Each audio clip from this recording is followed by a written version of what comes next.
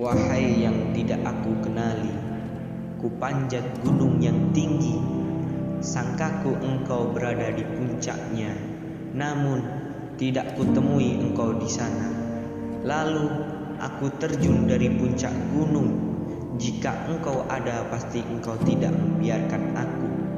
Tangan kodrat iradatmu menyambarku. Aku terbang dengan sayap rohmanimu, mengembara ke seluruh alam maya, namun tidak kutemui engkau di alam sana. Hatiku mengatakan engkau ada, lalu aku keluar daripada alam dan aku terjun ke dalam hatiku.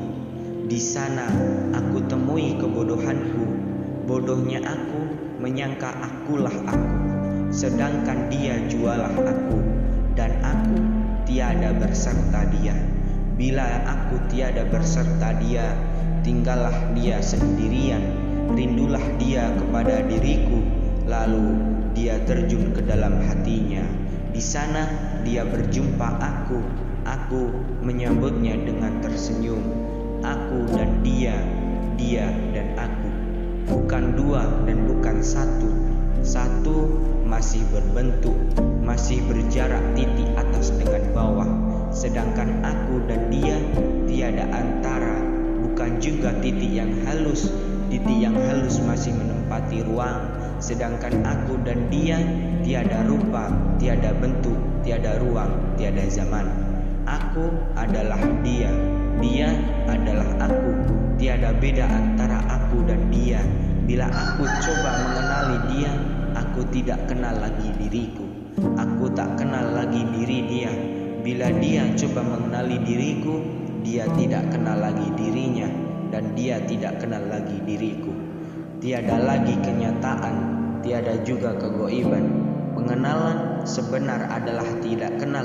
Pengetahuan sebenar adalah tidak tahu. Aku adalah rahasia dia, dan dia adalah rahasia aku. Tidak usah diganggu rahasia ini. Aku kumpulkan sekalian dosa-dosaku yang menghimpit jiwaku. Aku melihat seluruh dunia adalah dosa. Izinkan aku meletakkan segala dosa di bawah telapak kakiku. Aku hadapkan pandangan kepada kebaikan. Bila aku melihat diriku yang baik, berdatangan diri-diri yang menghijab. Izinkan aku meletakkan segala kebaikan di bawah dosa-dosa. Aku berhadapan dengan keinginan-keinginan.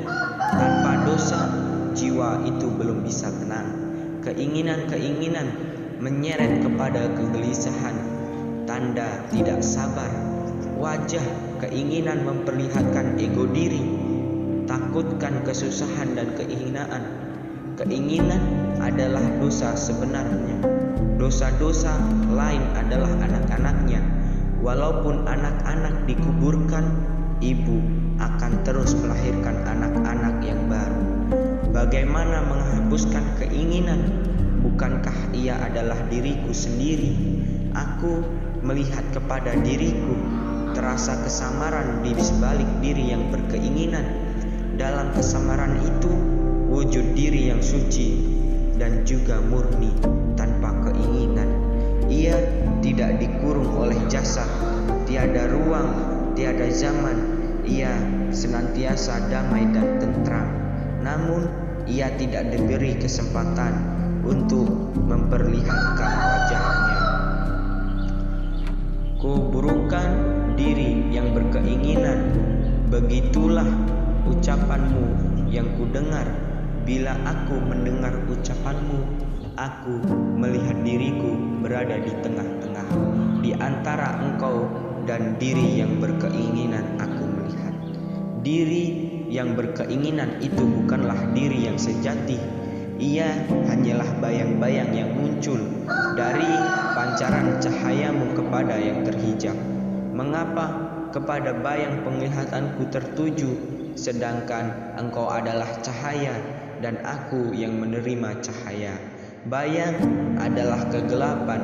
Mengapa terpesona dengan kegelapan? Engkau terangi aku dengan cahayamu. Untukku kenali diriku, agar Pengenalan itu membuatku melihat cahayamu dan mengetahui bahwa cahayamu yang paling nyata, sedangkan aku dan lain-lainnya adalah zarah-zarah yang terapung-apung di dalam angkasa rahasia cahayamu. Cahaya yang tanpa warna, tanpa rupa adalah kebijaksanaan tanpa tara. Dengannya segala menjadi nyata. Sekalian wajah-wajah adalah cermin wajahmu. Cermin itu adalah keindahan. Keindahan adalah bayangan wajahmu. Keindahan adalah rasa hati, bukan bentuk, bukan rupa. Apabila hati mesra di dalam keindahanmu, itulah penatapan wajahmu. Bulat, lebar atau panjang, putih, kuning atau hijau, kemarin, hari ini atau esok, semuanya tidak menjadi soal pada hati yang melihat keindahan wajahmu. Hati itulah rahasia yang besar.